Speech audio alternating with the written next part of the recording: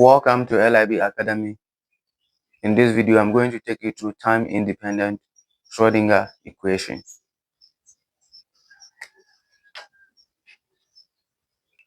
Since quantum mechanics demand that we do our calculations with the operators corresponding to the observable, not as classical mechanics with the observables themselves. Considering a simple harmonic oscillator, the total mechanical energy of a simple harmonic oscillator correspond to this equation is the sum of the kinetic energy in the system plus the potential energy. Now, in our previous video, we know what observables are, the physical properties of a system that we can measure. And we said momentum is one of them, position, energy, etc. And we learned that in classical mechanics, we deal with the observable straightforward. We assume that the value of, let's say, momentum is definite, right? The force that will be exerted by an object is definite, right? Which means we can measure them. We assume that we can measure them directly. But in quantum mechanics, that is not the case. We can't measure them directly. What we will do is that we will get a mathematical, we will get a wave function that will give us mathematical information about what we want to predict, either position or momentum. So in quantum mechanics, we are going to get a wave function that has a property of the observable that we want to measure, right? So then we are going to operate something on that wave function, looking for the corresponding operator of the observable. We operate it on that function to get our value of what how do you call it? If we are predicting energy, then energy here. If we are predicting position, then position here, giving us the wave function back. And we call this what? We call this form of equation what? As an eigenvalue equation. In this case, our function here is the eigenfunction, the wave function, the eigenfunction. Why eigenvalue equation? Because we have an operator, we operate it on a function, and at the end of the day, we get the function at the other side plus another constant here. So eigenvalue equation. So you can check that video out. This video is part of a playlist, and we are going step by step to broaden our understanding in quantum mechanics. So in quantum mechanics, we are not dealing with the observable straight. The observable straightforward, but we work on an operator corresponding to the observable. Remember, this equation is, based on the classical world. We are talking about simple harmonic, oscillator here. And in this simple harmonic oscillator is a mathematical model, right? A mathematical model used to describe things that move forward and backward. Example is the swinging pendulum. See, you have a rope attached to a mass. You pull it, leave it. It will move front, back, front, back, front, back, front, back. So we designed this model to help understand motions based on the idea that matter waves, which means particles behave like waves at the subatomic level. So because we are trying to transfer our knowledge from classical physics, this is what I was saying. This is what I was saying. This is a classical world. Let's say classical world. Okay. So because we are trying to transform our understanding from the classical phase to the quantum mechanics phase, so that is the reason why we are starting with this equation. We are not starting with let's say linear motion equation or some other equation, but we are looking at the simple harmonic oscillator, right? Because this is a model that can, that somehow stand for the front and backward movement. So because we believe that at the subatomic level, things vibrate. Well, I won't waste my time. Let's start. So the reason why I was introducing you today is that you might be wondering, why are we starting with simple harmonic oscillator formulas? So, and that is what I can tell you for now. And as we move on, we'll get to know much. So that is the total energy of the system, simple harmonic oscillator. And we know the expression for kinetic energy to be half mv squared plus potential energy in elastic material, right? To be half kx squared. We do have potential energy for, a lot of expression for potential energy.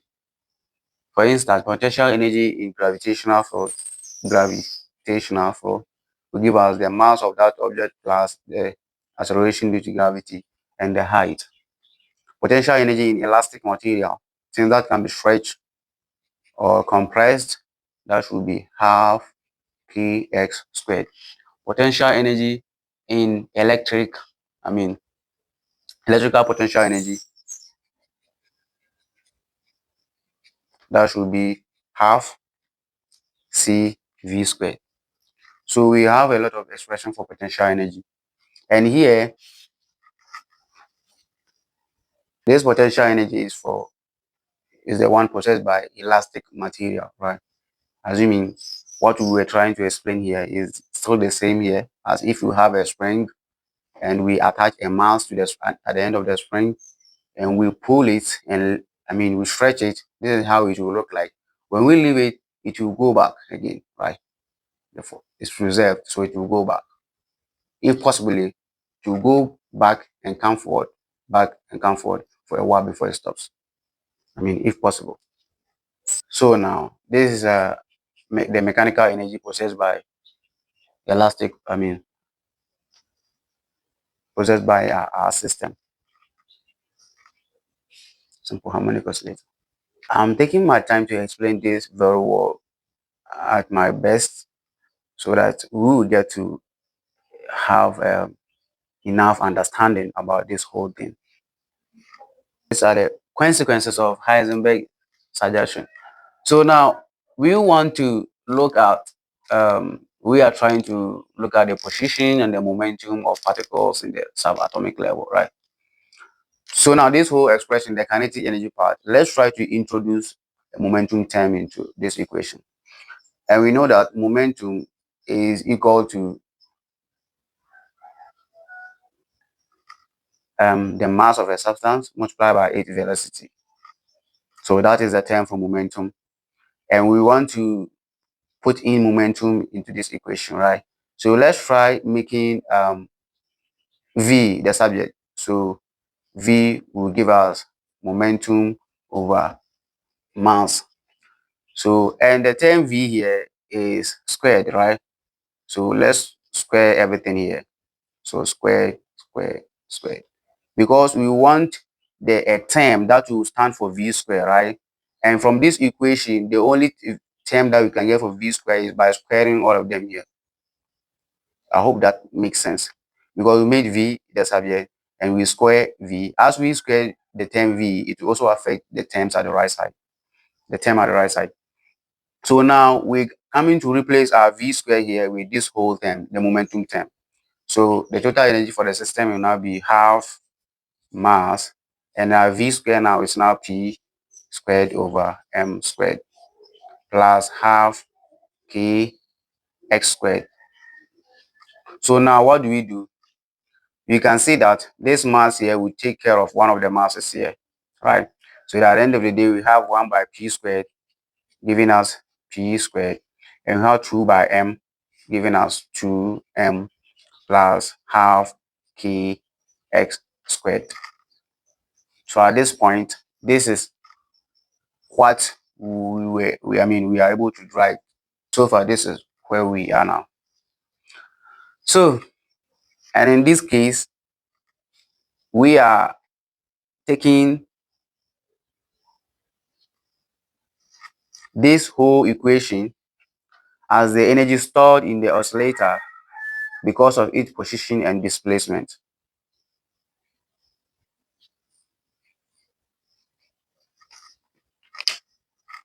We are trying our best to convert this into the quantum aspect. This is the classical. We are trying to make some deductions to see where we will get. So in quantum mechanics, if we take P to be a momentum operator,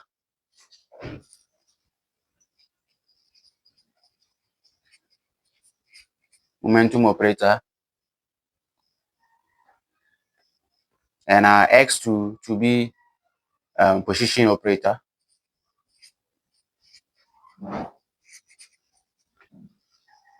we have a term for the momentum operator. What I want you to know now is that know this term here as a momentum operator. Momentum operator. Then as we go on, we'll get to know why. Or we'll try our best to know why. H bar or H cross over I d dx.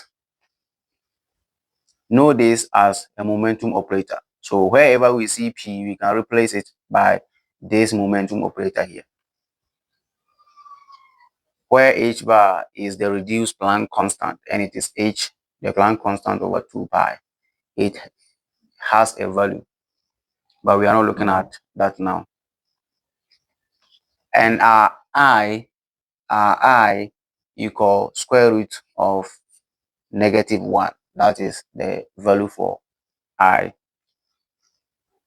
So far, we have the total energy of the system to be simple harmonic oscillator to be P squared over 2m plus half kx squared. Now, we want to replace momentum by the momentum operator. And this is what we want to replace by the momentum operator. By here, the momentum operator is squared. So it means we have to square this whole term, right? So our momentum operator squared is going to give us over, yes, everything squared here. So let's try simplifying this before we substitute it in here.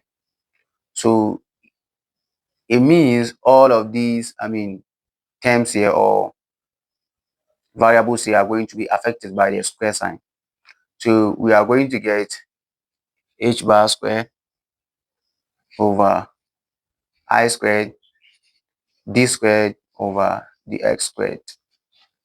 And we know the value for I to be root of -1, right? So if we replace that, let's say, over root of -1 squared, 1 squared, then d squared over dx squared. So it turns out that we are going to get, this square will take care of this square remaining -1, right? So this is going to be h bar squared over -1, which we can just write as negative h bar squared, and then d squared over dx squared. This means our final expression, expression for the effect of the, consequence of Heisenberg's suggestion on our simple harmonic oscillator is this. So in simple term, we are going to replace our p squared with this term here.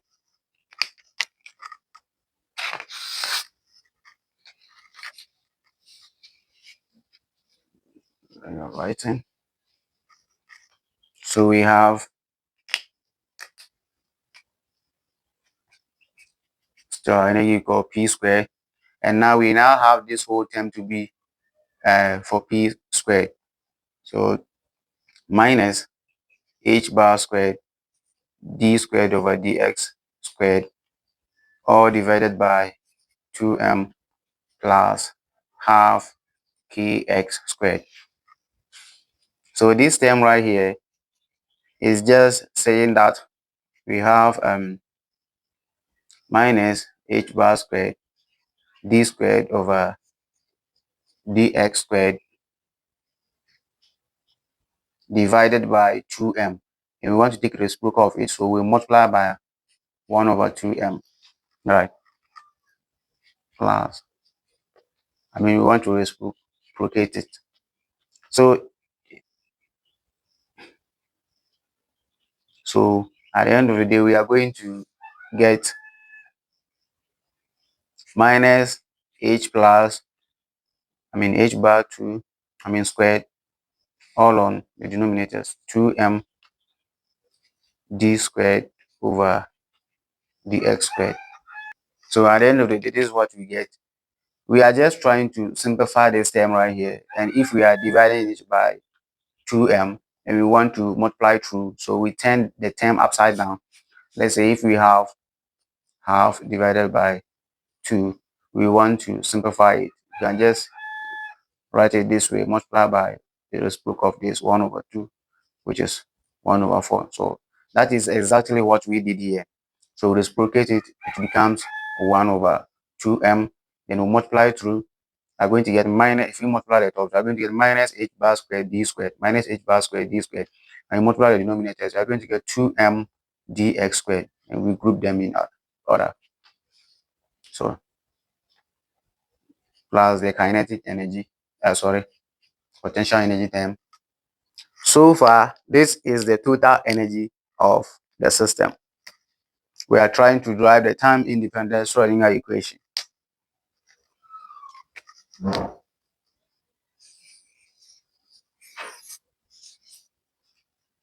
So this is the total energy operator, right? The total energy possessed by a system, which is the sum of its kinetic energy and potential energy. And this is also called the Hamiltonian operator. So the Hamiltonian operator is represented by this.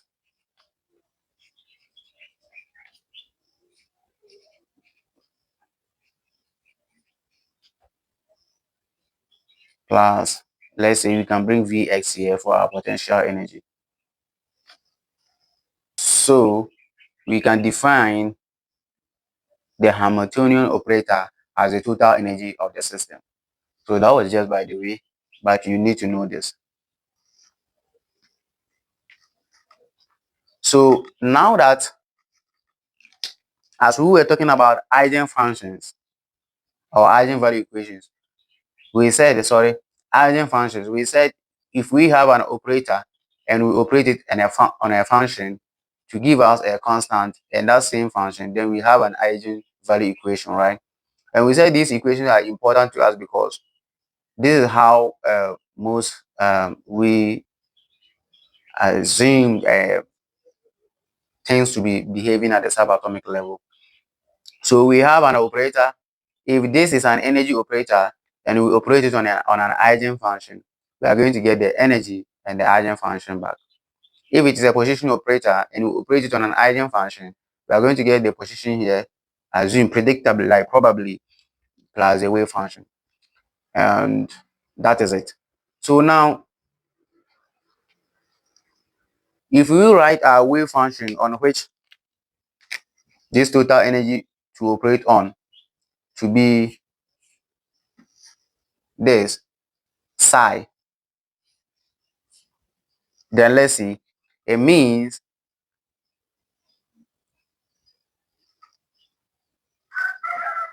our Hamiltonian operator, which we've gotten here, the total energy of the system, to be minus h cross squared over 2m d squared over dx squared plus, for now, let's replace potential energy by Vx. Potential energy here by Vx. For simplicity. Does that word even exist? Vx to give us, right?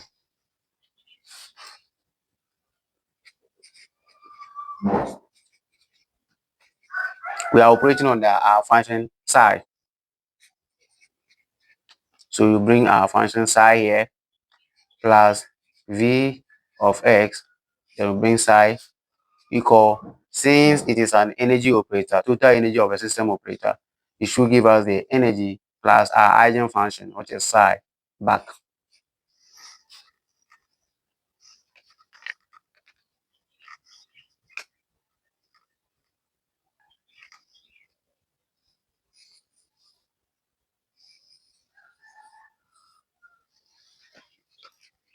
So this is a time-independent Schrodinger equation for a particle of mass m moving in one dimension with energy E,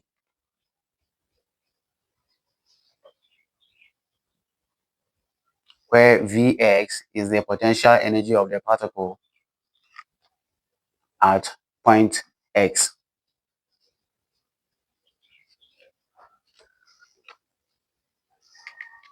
In one dimension means the particle move only forward and backward, forward, backward, forward, backward, forward, backward. So this is a time-independent Schrodinger equation for a one-dimensional particle. It could be an electron or something. Mind you, don't forget that this is still the kinetic energy part, and this is the potential energy part. And this equation, the one-dimensional equation, this equation is simply represented this way. The compact form, which is the general case Schrodinger equation. And mind you, we can have other expressions for the independent Schrodinger equations, right? So don't forget. We'll be looking at those in our next video. And this is often called, the conservative system. Conservative system where we have, in which work done by a force is independent of path and completely reversible. The two most notable conservative systems are the gravitational and electric field. Conservative system, let me explain this a bit.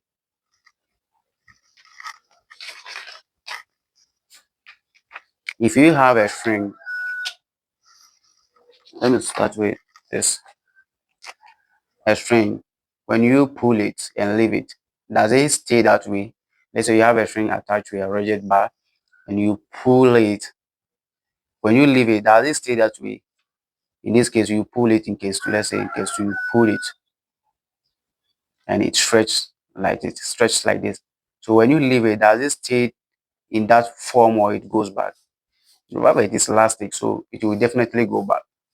So, which means energy is still conserved there, right? Let's say you are forcing, a heavy mass. You are pushing it to climb to, a certain height here. Once you leave it, does it stay at wherever you got?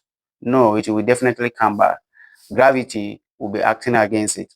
So gravitational force is conserved, right? Like it's a conservative force, right? Well, that is the time-independent Schrodinger equation for a particle moving in one direction. What if the particle is moving in the 3D, in the three dimension? So it means that we are going to have the height, length, and the weight. In this case, our Cartesian plane is going to be the XYZ, right? Indicating that the particle, we are analyzing the particle in the 3D form. So we can rewrite this equation in a certain form. And the Hamiltonian too, we can also write it in a certain form. This is our Hamiltonian operator. Our Hamiltonian operator for only in one direction. So it means that if we are to write for a 3 direction, we have to do something. So it means if we are to write this a Hamiltonian operator, the total energy of the system in 3D, we are going to get Hamiltonian to be h over 2m. So in this case, we have d squared over dx squared in 3D plus dx d squared over dy squared plus sorry, this should be partial derivative because we have a lot of variable in there. So partial derivative dy z squared. So this will become a Hamiltonian operator, and our potential energy is also going to have those x, y, and z term. So this is our Hamiltonian operator in 3D, and this is a Hamiltonian operator in 1D. If it were to be in 2D, then we are going to ignore this term, the z term. So if it is in 4D, in the fourth dimension, which we consider to be time, then you are going to have time here. So that's why I said this is a time-independent Schrodinger equation for, let's say, 1D to 3D. So we will look at the 4D in the subsequent video. So if this now is our energy, our total energy of the system in 3D, it means we can replace this whole thing here too.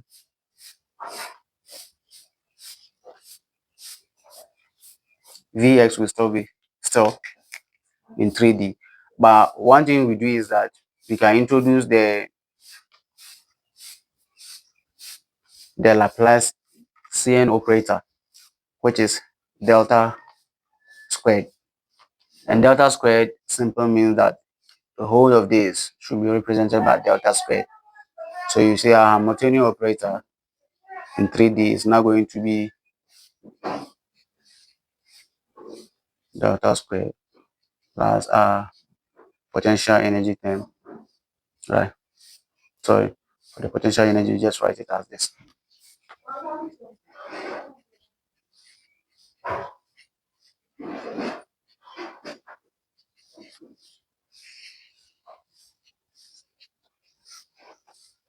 So this is now a Hamiltonian operator in 3D, right? Can we try rewriting this equation in 3D, the time-independent Schrodinger equation in 3D? So we know that we are going to start with so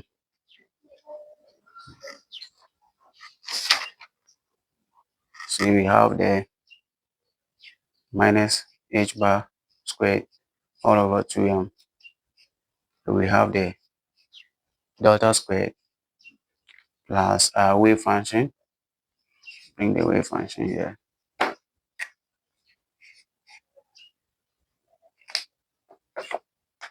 Plus potential energy and the wave function.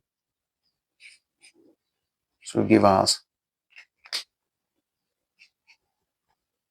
energy and the wave function. As simple as that. So we're able to derive our time-independent Schrodinger equation in 3D and then in 1D, right? So that's it for this video. But let me do a quick recap. First of all, we start with the total energy of a system, which we know in quantum mechanics we call it Hamiltonian, but now we are still working forward to get there, which is it will be the sum of the kinetic energy and the potential energy. We went ahead to introduce the momentum term.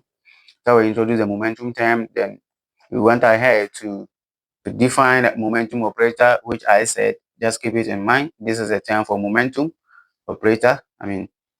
So then we have to square this and place it here. And we squared it and place it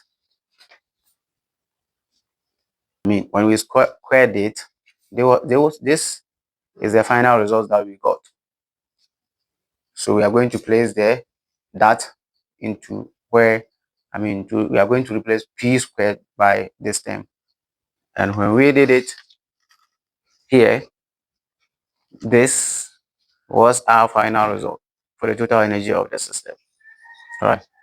And now we stood there to define our Hamiltonian operator, which is the total energy of the system, to be this.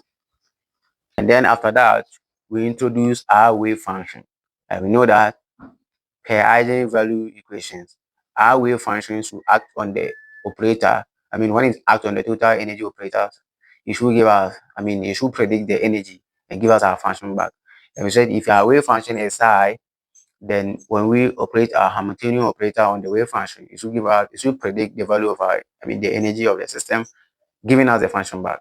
So when we know the Hamiltonian operator, the total energy system to be this, the total energy of the system to be a whole of this,